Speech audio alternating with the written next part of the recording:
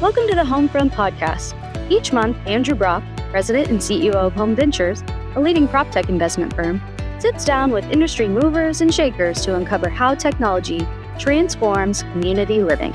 We explore cutting-edge trends, innovative solutions, and future advancements that impact homeowners, community members, and HOA professionals. Join us as we decode the digital revolution. Let's get into the show. Welcome to the Homefront Podcast. My name is Andrew Brock, and I'm your host, and it is great to be with you today. I am super excited to be joined by a very special guest. Rashmi Jain is a good friend of mine, Chief Information Officer of Careington Health. We've known each other for, how many years now, Rashmi? Oh my goodness. I think ever since I joined the Inspire CIO group, so probably about 5-6 years at this point. 5 or 6 years. Yes. And we were fast friends and have been in the same community and circle for those years. It is great to have you here. Very great to be here. Thank you for having me. Absolutely. 25 years. Wow. I'm sure you've seen a lot from a technology perspective. And from a healthcare perspective in 25 years, what are some of the big ones? Oh, absolutely. I do want to clarify, I started when I was 12. Perfect. We're the same age. But it has been an incredible journey. Yeah. So I am in transition from Careington at this point, but 25 years of a career of building a team, going from 2 employees to a staff of 75 on-site, 200 offshore, from 1 company to 5 companies under the Careington umbrella. So I guess you could say that I've seen my fair technology enhancements, innovations, company growth, and everything that goes with it. Good grief. So 5 companies, 2 to several hundred employees. That's unbelievable. It is, and it's an incredible team.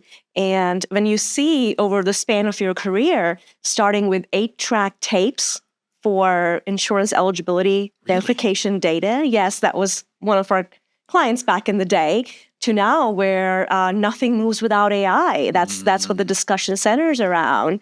So I think just like any other technologist like yourself in the industry, these past 5 years have been so pivotal and so critical and fast-paced from a change standpoint, but the world's come a long way in the past 25 years. Have you always been interested in technology? I think you started your career in technology, yes? I did, yes, but I have to say it was a happy coincidence because my bachelor's degree is in economics. Wow. And IT. And so looking for my very first job here in the U.S. right out of college, 25 years ago, I just aged myself again. It was Y2K.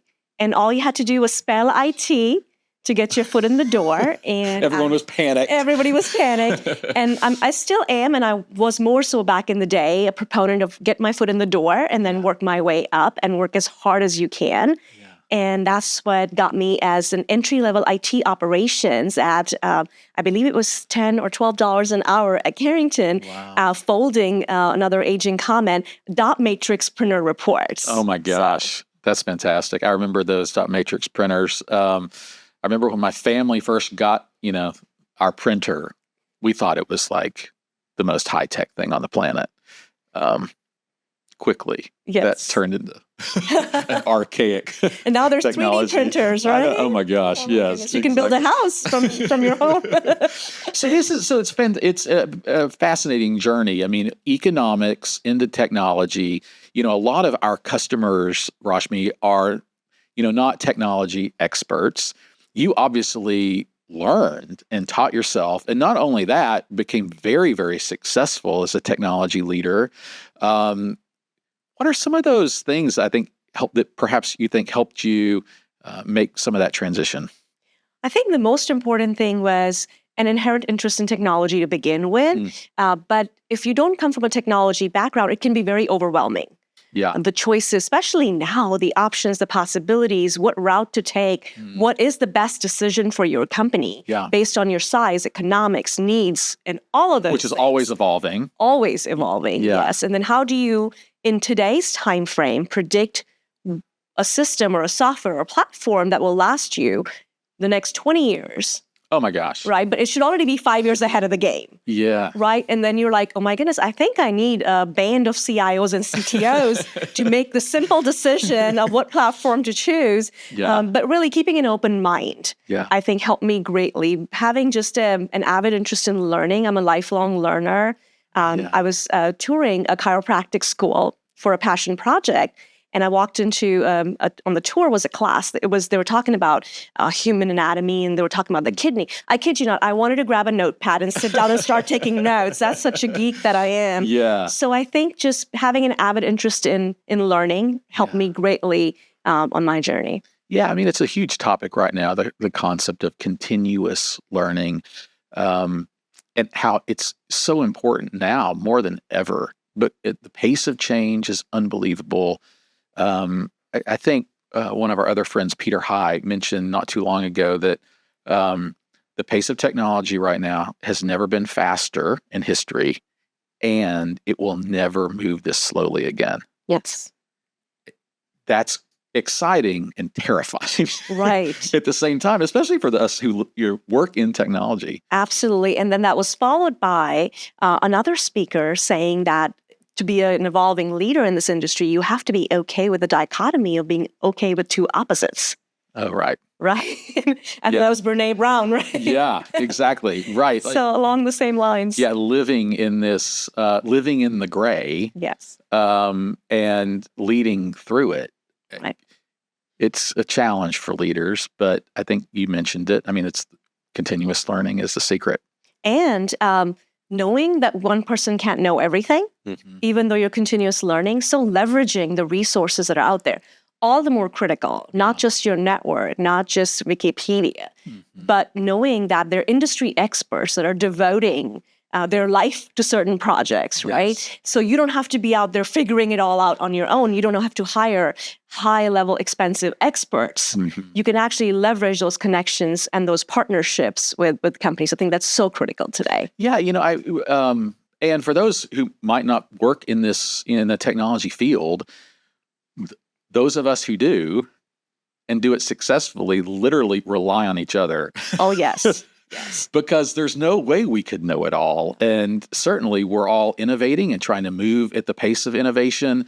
But it's moving so rapidly. You have to have a community of people that you can lean on. Most certainly. And help each other. Very critical.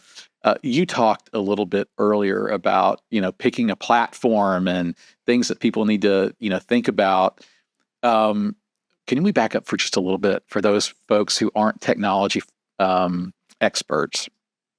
What do you mean when you say platform? What does a technology platform mean to you? It could be something as simple as going online and figuring out which dating site you want to register on if you happen to be in the market like that, or looking at your company and looking at what financial software you use. Yeah. Or let's say in the case of home technologies, looking at what property management platform to choose. So it basically is software that enables business growth, that not only helps you do day-to-day operational tasks, but then helps you get an edge in the marketplace. Well, the interesting marrying of your economics degree here, the pricing model for technology products has certainly changed over the years. The idea of this perpetual license and a capital expenditure, and then you kind of sweat that out over time has clearly now changed to, a subscription model that is more OpEx driven. One, because the companies are constantly evolving, continuing to develop the product. But when you think about that as a technology leader, in your role, you've got to kind of sell those ideas in first. And then two, you have to help people think through the economics of them, perhaps the ROI. Can you maybe just give our listeners just a few thoughts on how you approach that as a technology leader? So we could have a whole another podcast and the models that go with very light topic that you can summarize in 2 bullet points. Exactly. I can definitely brush off my economics degree. But really, to be honest, it boils down to some very simple things, right? What are your business needs that you're wanting to meet? Great point. Right? Making sure the solution you line up with is economically feasible, yes, but also is foreseeing your business needs over the next few years. So they're not a company that is static in their growth, and they have a product that they have pushed for years and years and years, and here it is. So a lot of customization options are needed sometimes. So that's a consideration, or maybe not, depending on the industry you're in. And I think the most important thing would be, it's not just about getting a platform or installing software. It's about the level of support you get when things go wrong. Yeah. For me, that's a big driver in making decisions around which technologies I go with. Is I look at my vendor options and I look and see which one of these vendors will be there with me in the war room, because it's not a matter of if, it's a matter of when that need arises. Oh my gosh, that is so true. It is about when. And, I just talking earlier about leaning on our community of peers to help us navigate the technology space. That community includes vendor partners who are thinking ahead and helping us prepare for what's to come, because they're just an additional vital part of that community. Yes. And so thought leadership and how they're approaching the needs of their own customers is super important too. Yes. And a good vendor always contributes to your continuous learning, because every time you're in a meeting, they're listening and absorbing what you really need. Yeah. They're anticipating your business moves as you're making them, and then helping you stay ahead of that technology curve. Yeah, and I was also thinking about when you mentioned customer service, it's really great point. So much in the technology space, it's defined by startups and, the unicorn stories and the excitement we see about some new great and emerging technology. But again, tapping into your economics background, a lot of that is fueled by the funding and the success of those firms. And so there's something to longevity. Yes. Established reputation, and established success in the market. Right. I know personally in my own journey, I'm sure you have similar stories of where a partner was great at the beginning and then they ran into some sort of issue. Customer service then disappeared, and you were kind of left on your own to fend for yourself. Then you're just racing to find another partner. Right. And now, especially with the changing landscape, with the VC world and the PE world getting involved, and more companies going through that rotation of either changing hands or getting bought over or getting merged, it's even more critical now to look at your vendor partners and determine, are they really even going to be around in 10 Oh my gosh, years? it's so true. Are they solvent? Are they established? And so there's a lot of amazing companies out there that not only have been around for a while, but instead of being antiquated, they have modified and melded themselves and changed themselves with time.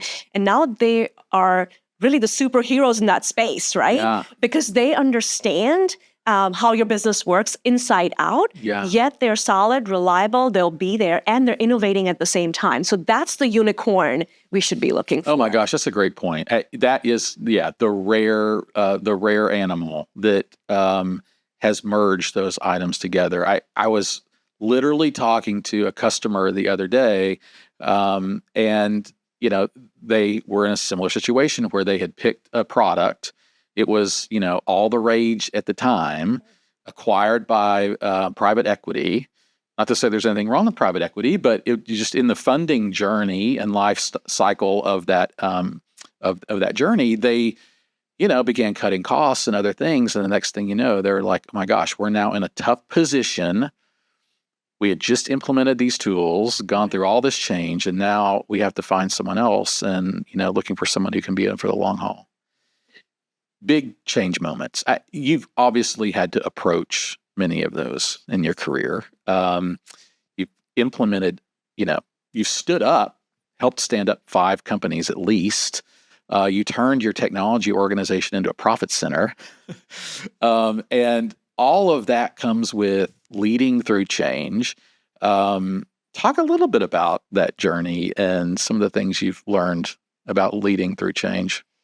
I think inherent human nature is to not like change. Oh, sure. Right? Yeah. But you learn early on in your career, especially in technology, that you have to be very adaptive to change. You have to go with the flow. You have to embrace change.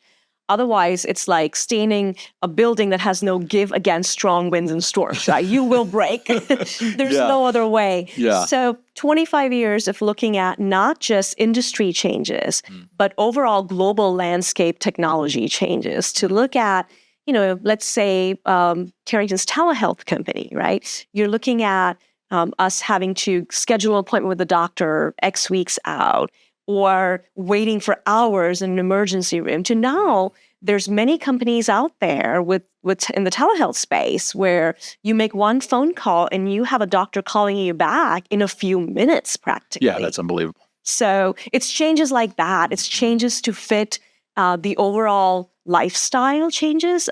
Some changes are most because we are a culture of instant gratification, right? So some of those changes are more good, so now. right? Oh my gosh. Everybody has an app. We order our Chick-fil-A order on the way to school in the morning. It's ready for us. I don't know what would happen if they stopped doing that. So it's things like that most of the consumers take into just a part of living their life, sort of everyday business. But then we technologists have a different worldview. Yeah. We look at it as, what was the problem that was being solved, and was it effectively solved or not? And is the end user or humanity or the population at large, are we better off for it or not? And just like everything else, there's always two sides to a story, right? Yeah. Yeah.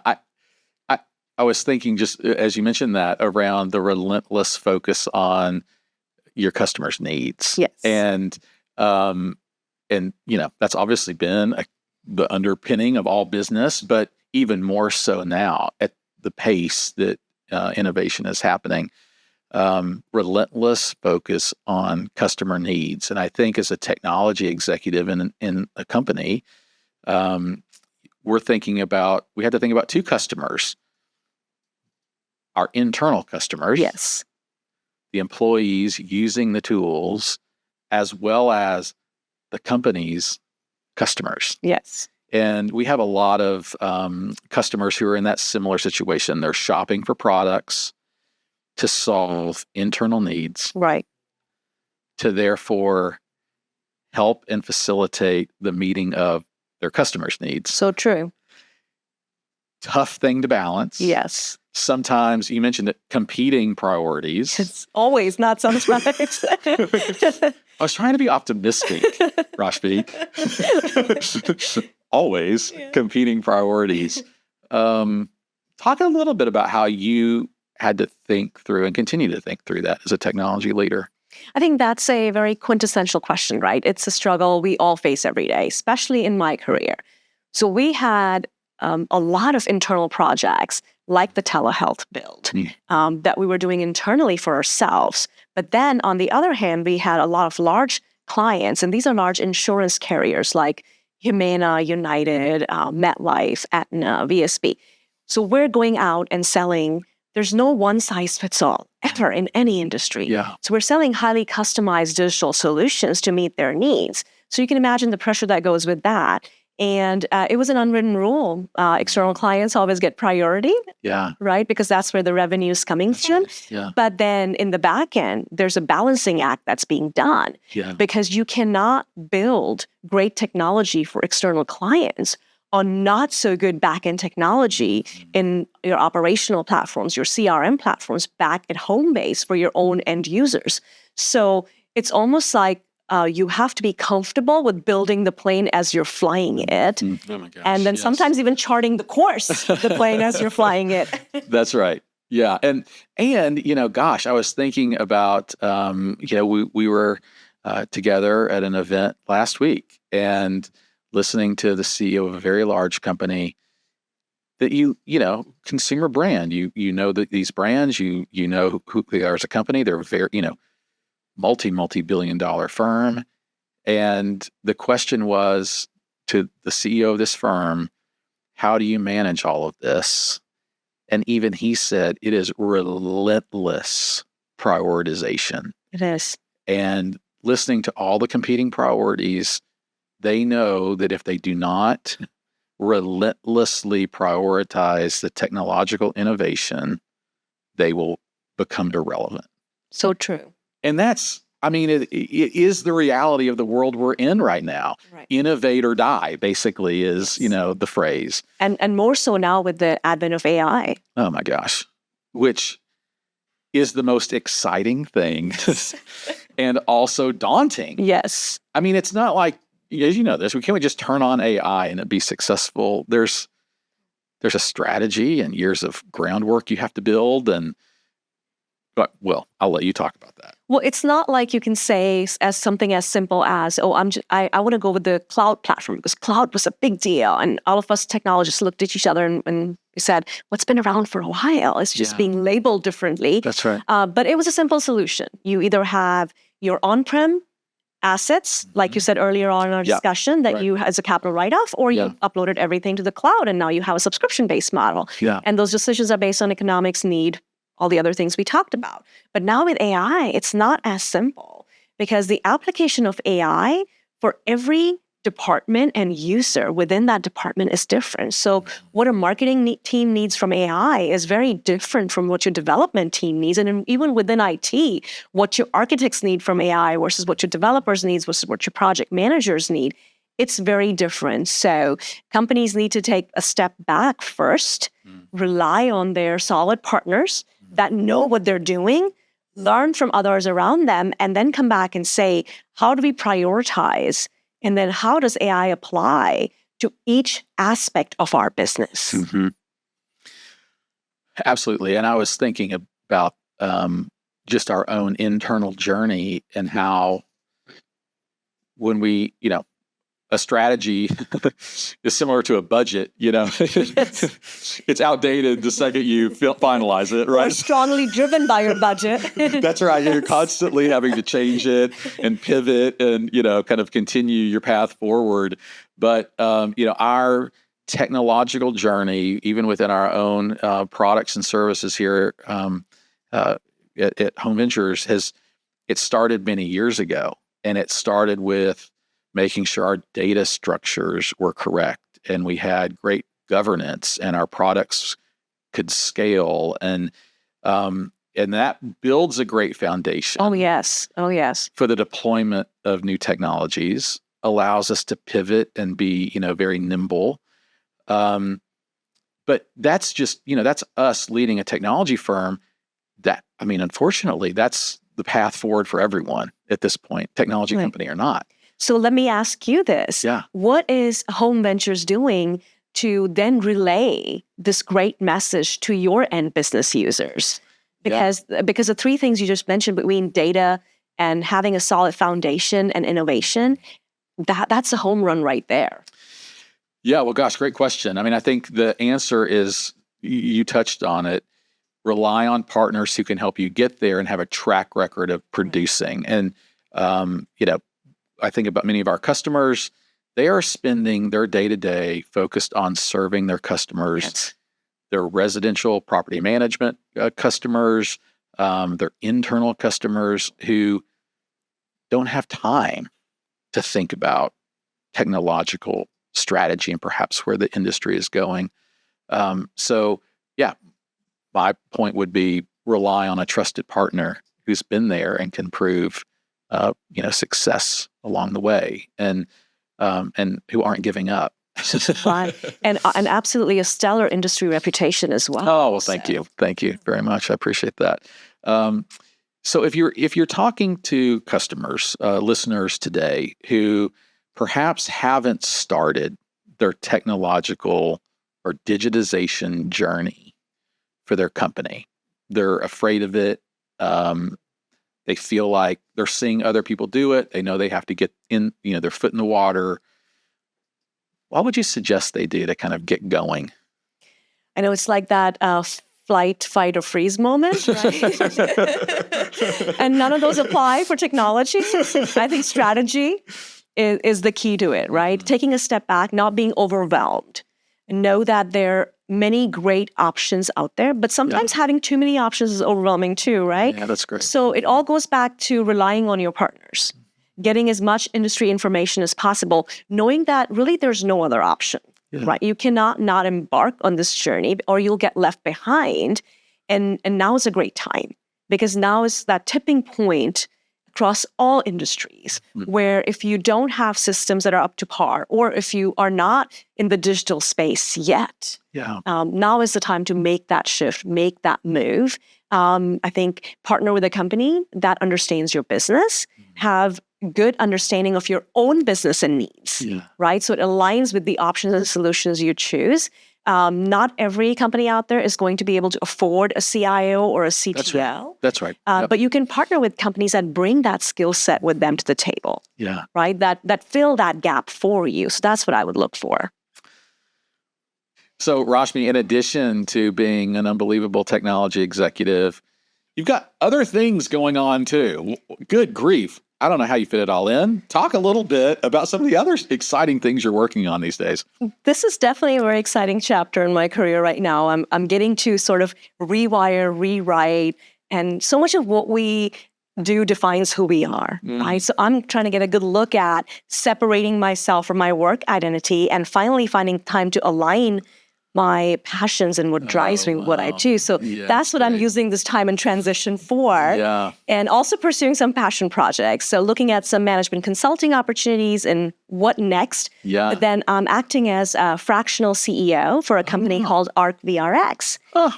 It's a technology based on AR, VR, so sort of like the Oculus devices the kid used for gaming.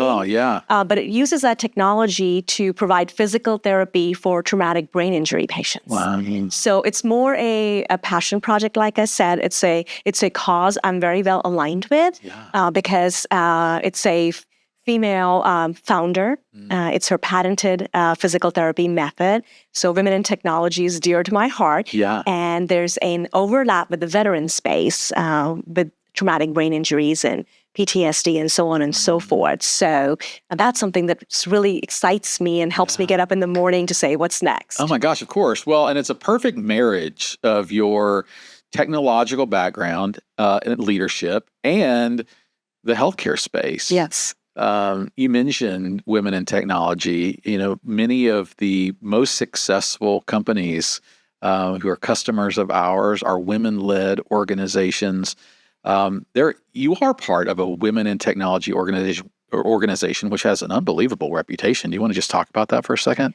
So I'm a member of ATW. And I've come across some amazing women in technology, all aspects of technology. But then I was also very impressed at our latest conference to have almost a room full of women CIOs. That is unheard of. And I feel like the playing field is leveling. And it's not just a matter of opportunity, but it's also a matter of interest. Right? So that's a big aspect for me to encourage young girls to choose the engineering, STEM, IT fields as their career paths. Don't be intimidated at all. Jump in.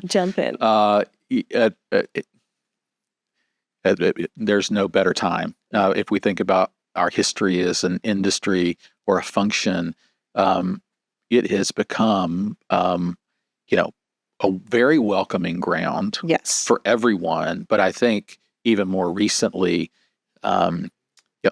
female-led, the vision, the ability to lead through change. We're learning from our women colleagues how best to do that. And your voice has been very powerful in that. So thank you for helping us and continuing to lead, not only for your company, but for our industry. Thank you. It's been fantastic having you here today. What is next from your point of view? Technologically, what's industry? What's up? What's next? What's your prediction? What are you excited about? I feel, technologically speaking, I am, of course, most excited about seeing how AI evolves and develops.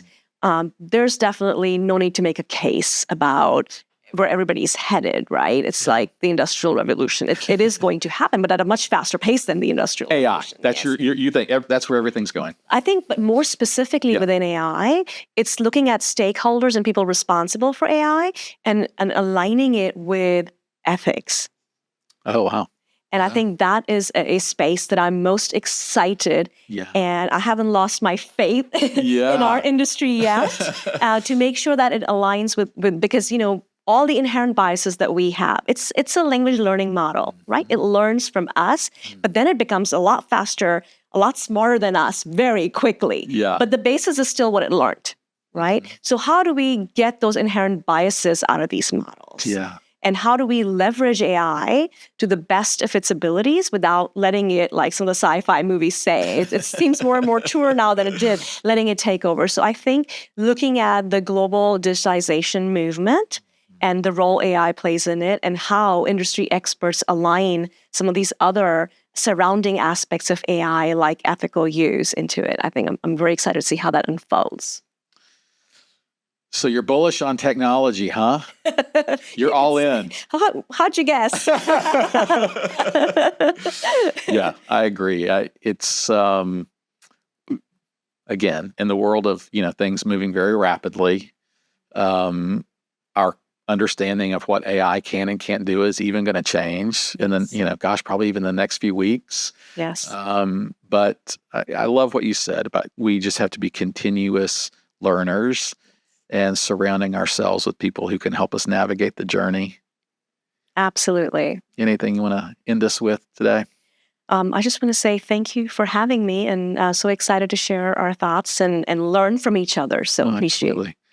Rashmi Jain, everyone, great friend of mine, fantastic technology executive, unbelievable career in leading transformation and technological innovation in one of the most highly regulated industries, healthcare. Thank you. It's going to continue to be a very exciting industry. Yes. And you're going to continue to be in a very exciting leader to watch. So thank you so much. Thank you, Rashmi, for being here. Thank you so much. Thanks. We want to hear from you. If you have questions, comments, or topic suggestions, contact us at contact@thehomefront.com. And be sure to follow us on LinkedIn and Instagram at The Homefront Podcast for exciting news, updates, and announcements.